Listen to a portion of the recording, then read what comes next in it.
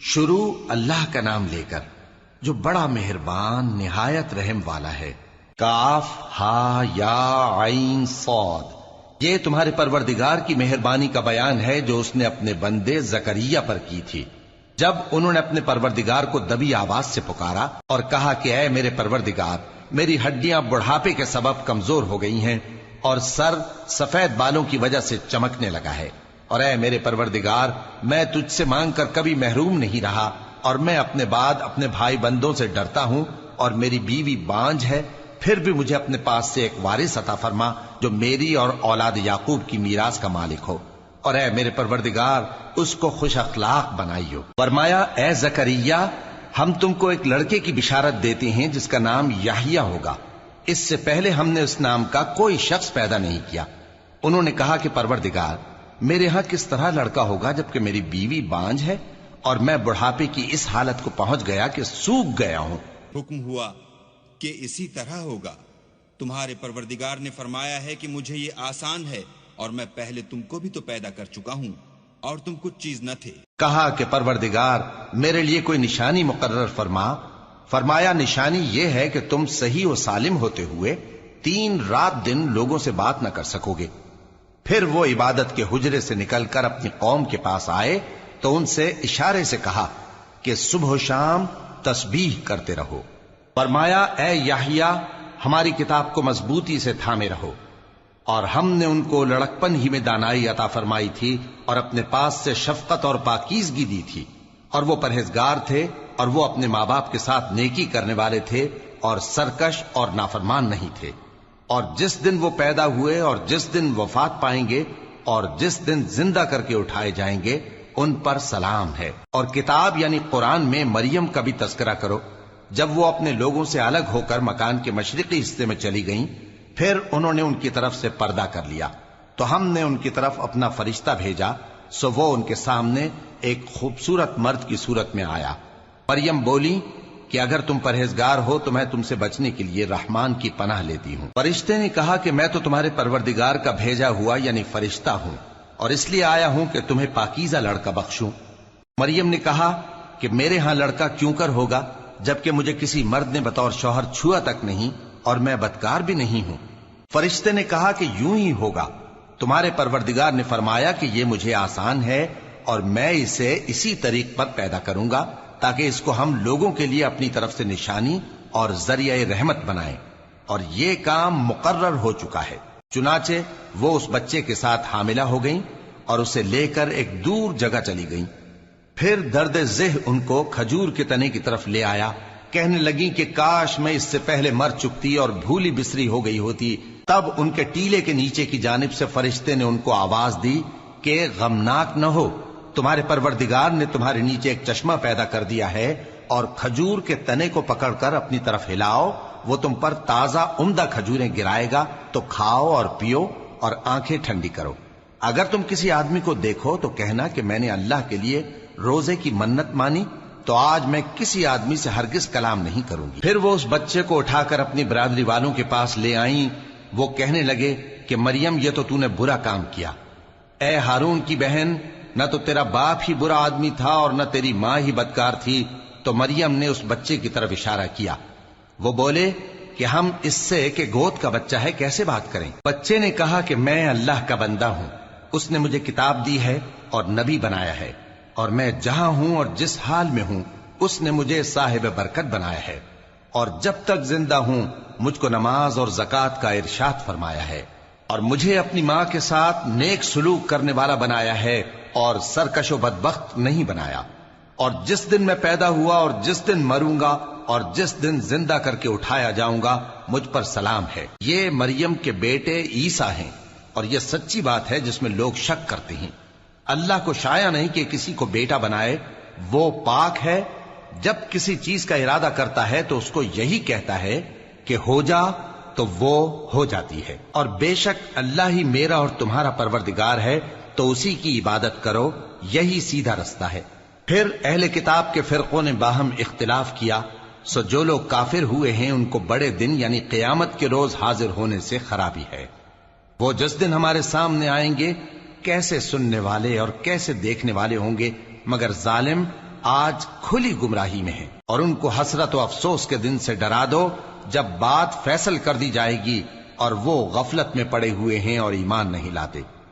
ہم ہی زمین کے اور جو لوگ اس پر بستے ہیں ان کے وارث ہوں گے، اور ہماری ہی طرف ان کو لوٹنا ہوگا۔ اور کتاب میں ابراہیم کا ذکر کرو، بے شک وہ نہایت سچے تھے، پیغمبر تھے۔ جب انہوں نے اپنے باپ سے کہا کہ ابا، آپ ایسی چیزوں کو کیوں پوچھتے ہیں جو نہ سنیں اور نہ دیکھیں اور نہ آپ کے کچھ کام آ سکیں؟ ابا، مجھے ایسا علم ملا ہے جو آپ کو نہیں ملا، تو میرے ساتھ ہو جائیے، میں آپ کو سیدھی راہ پر لے چلوں گا۔ ابا، شیطان کی پوجا نہ کیجیے، بے شک شیطان اللہ کا نافرمان ہے۔ ابا، مجھے ڈر لگتا ہے کہ آپ کو اللہ کا عذاب آ پکڑے تو آپ شیطان کے ساتھی ہو جائیں۔ اس نے کہا کہ ابراہیم، کیا تو میرے معبودوں کے خلاف ہے؟ اگر تو باز نہ آئے گا تو میں تجھے سنسار کر دوں گا، اور تو ہمیشہ کے لیے مجھ سے دور ہو جا۔ ابراہیم نے سلام علیکم کہا اور کہا کہ میں آپ کے لیے اپنے پروردگار سے بخشش مانگوں گا، بے شک وہ مجھ پر نہایت مہربان ہے، اور میں آپ لوگوں سے اور جن کو آپ اللہ کے سوا پکارا کرتے ہیں ان سے کنارہ کرتا ہوں، اور اپنے پروردگار ہی کو پکاروں گا۔ امید ہے کہ میں اپنے پروردگار کو پکار کر محروم نہیں رہوں گا۔ اور جب ابراہیم ان لوگوں سے اور جن کی وہ اللہ کے سوا پرستش کرتے تھے الگ ہو گئے، تو ہم نے ان کو اسحاق اور اسحاق کو یعقوب بخشے، اور ہر ایک کو پیغمبر بنایا، اور ہم نے ان کو اپنی رحمت سے بہت سی چیزیں عنایت کی، اور ان کا ذکر جمیل بلند کیا۔ اور کتاب میں موسیٰ کا بھی ذکر کرو، بے شک وہ ہمارے برگزیدہ تھے اور رسول تھے، نبی تھے، اور ہم نے ان کو طور کی داہنی طرف سے پکارا اور باتیں کرنے کے لیے نزدیک بلایا، اور اپنی مہربانی سے ان کو ان کا بھائی ہارون پیغمبر بنا کر عطا کیا۔ اور کتاب میں اسماعیل کا بھی ذکر کرو، وہ وعدے کے سچے اور رسول تھے، نبی تھے، اور وہ اپنے گھر والوں کو نماز اور زکوٰۃ کا حکم کرتے تھے اور اپنے پروردگار کے ہاں پسندیدہ تھے۔ اور کتاب میں ادریس کا بھی ذکر کرو، وہ بھی نہایت سچے تھے، نبی تھے، اور ہم نے ان کو اونچی جگہ اٹھا لیا تھا۔ یہ وہ لوگ ہیں جن پر اللہ نے اپنے پیغمبروں میں سے فضل کیا، یعنی اولاد آدم میں سے، اور ان لوگوں میں سے جن کو ہم نے نوح کے ساتھ کشتی میں سوار کیا، اور ابراہیم اور یعقوب کی اولاد میں سے، اور ان لوگوں میں سے جن کو ہم نے ہدایت دی اور جنہیں برگزیدہ کیا۔ جب ان کے سامنے ہماری آیتیں پڑھی جاتی تھیں تو سجدے میں گر پڑتے اور روتے رہتے تھے۔ پھر ان کے بعد چند ناخلف ان کے جانشین ہوئے جنہوں نے نماز کو ضائع کر دیا اور خواہشات نفسانی کے پیچھے لگ گئے، سو ان قریب ان کو گمراہی کی سزا ملے گی۔ ہاں، جس نے توبہ کی اور ایمان لایا اور عمل نیک کیے تو ایسے لوگ بہشت میں داخل ہوں گے اور ان کا ذرا نقصان نہ کیا جائے گا، یعنی ہمیشہ کی بہشتوں میں جس کا اللہ نے اپنے بندوں سے وعدہ کیا ہے کہ جو ان کی آنکھوں سے پوشیدہ ہے۔ بے شک اس کا وعدہ نیکوکاروں کے سامنے آنے والا ہے، وہ اس میں سلام کے سوا کوئی بیہودہ کلام نہ سنیں گے، اور ان کو صبح و شام کھانا ملے گا۔ یہی وہ جنت ہے جس کا ہم اپنے بندوں میں سے ایسے شخص کو مالک بنائیں گے جو پرہیزگار ہوگا۔ اور فرشتوں نے پیغمبر کو جواب دیا کہ ہم تمہارے پروردگار کے حکم کے سوا اتر نہیں سکتے، جو کچھ ہمارے آگے ہے اور جو پیچھے ہے اور جو اس کے درمیان ہے سب اسی کا ہے، اور تمہارا پروردگار بھولنے والا نہیں، یعنی آسمان اور زمین کا اور جو ان دونوں کے درمیان ہے سب کا پروردگار، تو اسی کی عبادت کرو اور اس کی عبادت پر ثابت قدم رہو۔ بھلا تم کوئی اس کا ہم نام جانتے ہو؟ اور کافر انسان کہتا ہے کہ جب میں مر جاؤں گا تو کیا زندہ کر کے نکالا جاؤں گا؟ کیا ایسا انسان یاد نہیں کرتا کہ ہم نے اس کو پہلے بھی تو پیدا کیا تھا جبکہ وہ کچھ بھی چیز نہ تھا؟ سو تمہارے پروردگار کی قسم، ہم ان کو جمع کریں گے اور شیطانوں کو بھی، پھر ان سب کو جہنم کے گرد حاضر کریں گے اور وہ گھٹنوں پر گرے ہوئے ہوں گے۔ پھر ہر گروہ میں سے ہم ایسے لوگوں کو کھینچ نکالیں گے جو رحمان کے مقابلے میں سخت سرکشی کرتے تھے، پھر ہم ان لوگوں سے خوب واقف ہیں جو اس میں داخل ہونے کے زیادہ لائق ہیں، اور تم میں سے کوئی شخص نہیں مگر اسے اس پر گزرنا ہوگا، یہ تمہارے پروردگار پر لازم ہے، مقرر ہے۔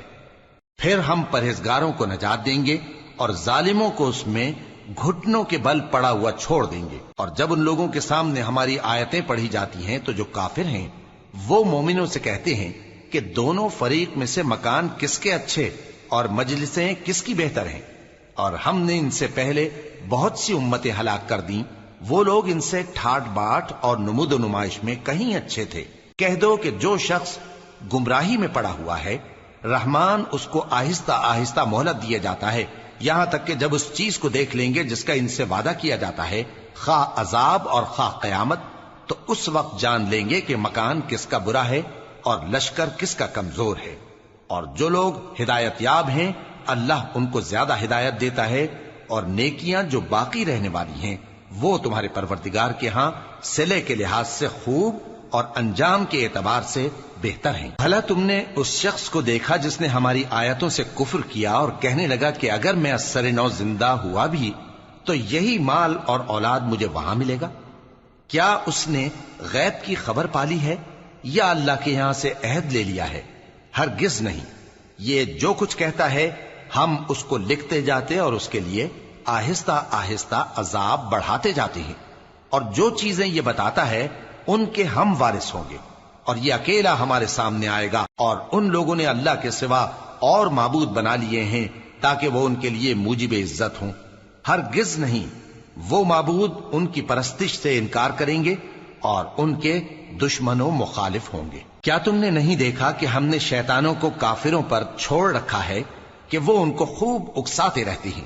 تو تم ان پر عذاب کے لیے جلدی نہ کرو کہ ہم تو ان کے لیے دن شمار کر رہے ہیں۔ جس روز ہم پرہیزگاروں کو رحمان کے سامنے بطور مہمان جمع کریں گے اور گناہگاروں کو دوزخ کی طرف پیاسے ہانک لے جائیں گے، تو لوگ کسی کی سفارش کا اختیار نہ رکھیں گے مگر جس نے رحمان سے اقرار لے لیا ہو۔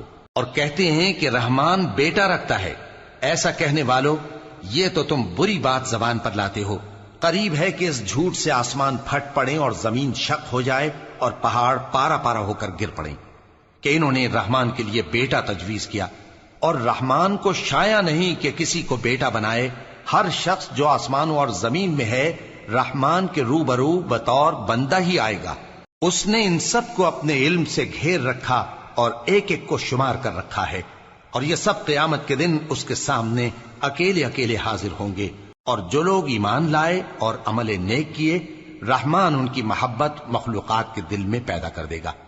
اے پیغمبر صلی اللہ علیہ وآلہ وسلم، ہم نے یہ قرآن تمہاری زبان میں آسان بنا کر نازل کیا ہے تاکہ تم اس سے پرہیزگاروں کو خوشخبری پہنچا دو اور جھگڑالوؤں کو ڈر سنا دو۔ اور ہم نے ان سے پہلے بہت سے گروہوں کو ہلاک کر دیا ہے۔